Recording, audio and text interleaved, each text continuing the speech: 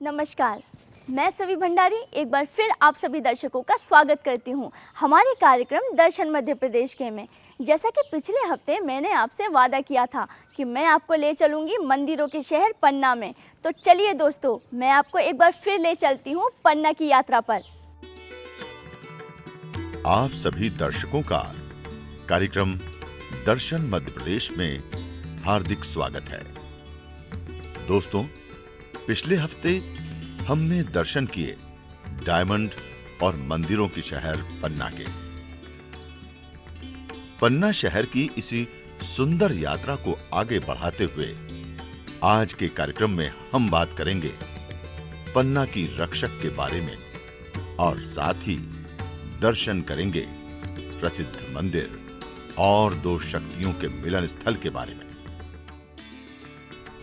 हम आपको पहले ही बता चुके हैं, पन्ना नगरी जानी जाती है मंदिरों के लिए और मंदिरों का सुंदर स्वरूप पन्ना में पर्यटन की दृष्टि से सभी को अपनी ओर आकर्षित करता है। तो आइए कार्यक्रम की शुरुआत करते हैं ऐसे ही एक पवित्र, प्रसिद्ध, सुंदर मंदिर से, जिसे पन्ना के रक्षक के रूप में जाना जाता है। पन्ना शहर की रक्षक मां पद्मावती कहलाई जाती है। कहा जाता है कि मां पद्मावती आज भी संपूर्ण पन्ना की रक्षा करती हैं। तो चलिए चलते हैं मां के दर्शन करने। मां पद्मावती का भव्य मंदिर पन्ना शहर में है, जिन्हें पन्ना के रक्षक के रूप में जाना जाता है। कहते हैं इस मंदिर का निर्माण संवत 1321 में गोंड राजा द्वारा किया गया। मां पद्मावती को बड़ी माता के नाम से भी जाना जाता है। मां पद्मावती की सुंदर प्रतिमा संपूर्ण साज श्रृंगार के साथ मंदिर में विराजमान है, जिसके दर्शन मात्र से भक्तों के शरीर में ऊर्जा का संचार हो जाता है और नयनों को परम सुख की अनुभूति होती है। मां पद्मावती के संदर्भ में लोगों की धारणा अलग-अलग है। कुछ के अनुसार मां पद्मावती सती माता का ही रूप है। जब सती माता ने अपने पिता द्वारा पति भगवान शिव का अपमान करने पर अपने शरीर का त्याग अग्नि में किया था, उसके पश्चात भगवान शिव सती के पार्थिव शरीर को लेकर शोक में विलीन थे। उस समय भगवान विष्णु ने अपने सुदर्शन चक्र से माता सती के शरीर के अंगों को विभक्त किया था। ये अंग जहां जहां गिरे उन्हें शक्तिपीठ का दर्जा दिया गया। कहते हैं इस स्थान पर माता सती का बायां पैर गिरा था, परंतु हम इस बात की पुष्टि नहीं कर रहे हैं, क्योंकि हमारे ग्रंथों में इस स्थान का उल्लेख शक्तिपीठ के रूप में नहीं है। यह धारणा जनश्रुतियों के अनुसार है। एक और धारणा की बात करें तो कहा जाता है कि इस स्थान पर एक दिव्य पुत्री ने कई वर्षों पहले मानव शरीर में जन्म लिया था। उन्हें ही मां पद्मावती के नाम से जाना जाता है। मां पद्मावती के लिए हमारी यात्रा से हम बस इतना ही तथ्यपूर्ण विश्वास से कह सकते हैं कि माता पद्मावती का दर भी भक्तों की मनोकामना पूर्ति का दर है, जहां पर भक्तों की अटूट श्रद्धा और विश्वास जन्म लेती है, जहां पर भक्तों की हर मनोकामना पूर्ण होती है, जहां के कण कण में माता की उपस्थिति का आभास होता है। वो स्थल वैसे ही पुण्य पावन हो जाता है और मां पद्मावती का ये स्थान भी ऐसा ही स्थल होने के कारण शक्तिपीठ से कम भी नहीं है। मां पद्मावती को माता सती के रूप में ही पूजा जाता है। नवरात्रि में भक्तों का बड़ा सा हुजूम इस स्थान पर एकत्रित होकर माता पद्मावती की भक्ति में खो जाता है। ऐसा माना जाता है कि मां पद्मावती संपूर्ण पन्ना वासियों की रक्षक है। इसलिए भक्तगण रक्षाकर्ता माता के चरणों से पुलकित इस स्थान पर आकर माता की कृपा दृष्टि की प्रार्थना करते हैं। मां पद्मावती के मंदिर में आने वाले भक्त सिर्फ पन्ना के ही नहीं बल्कि देश के कोने कोने से होते हैं, जो माता में अपने अटूट विश्वास एवं श्रद्धा के चलते इस पवित्र स्थान पर आकर माता के दर्शन का पुण्य लाभ प्राप्त करते हैं।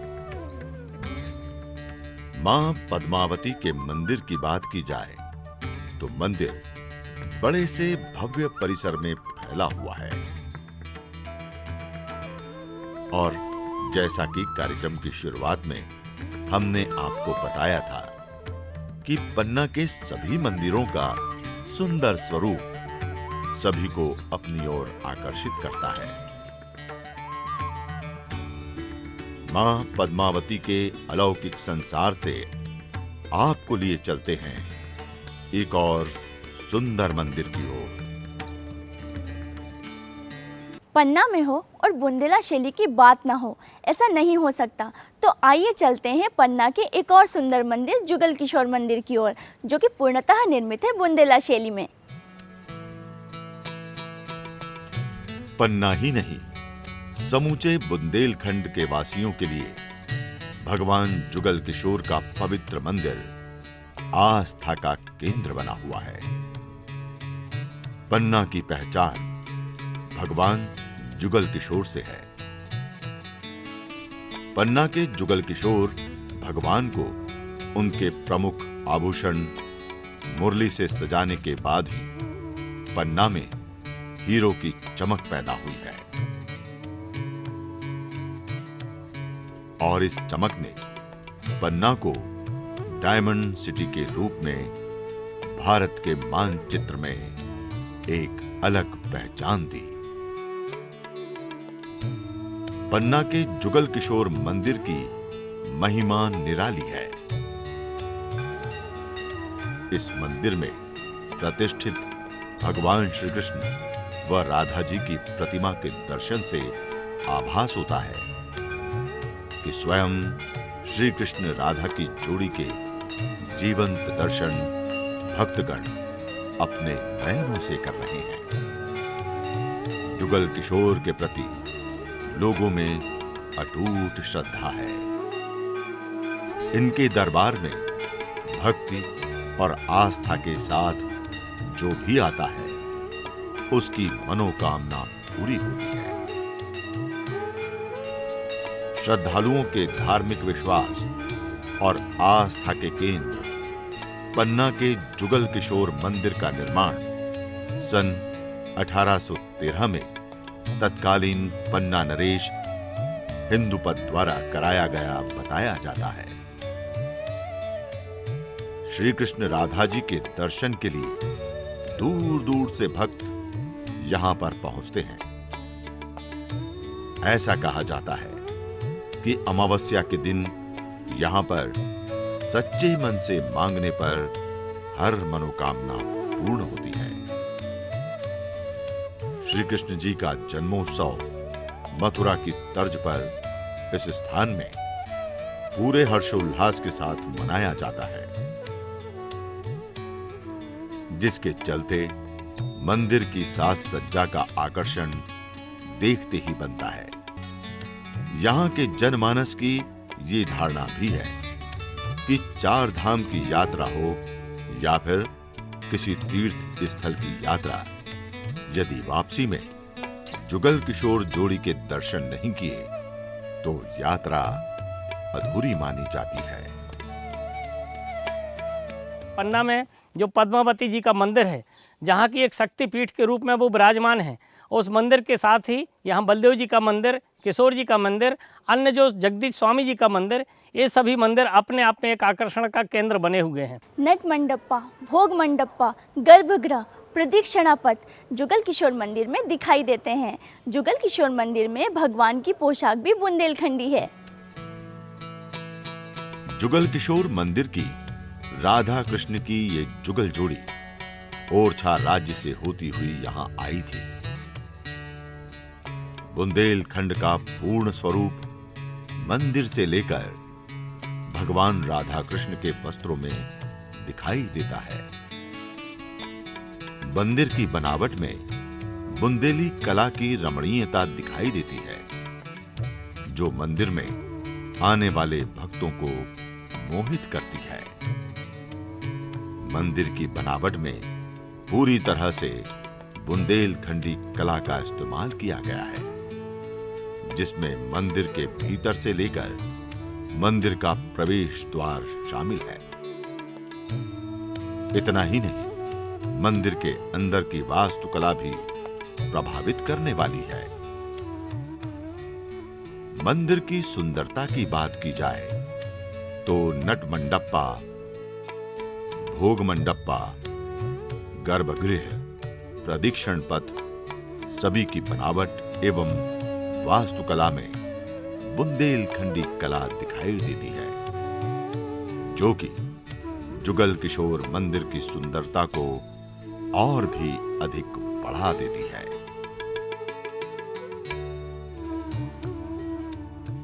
छत्रसाल महाराज और कृष्ण प्रणामी धर्म के प्रचारक एवं प्रमुख महामती प्राणनाथ जी का मिलन स्थल पन्ना शहर में ही है, जिसे गौर का चौपरा कहा जाता है।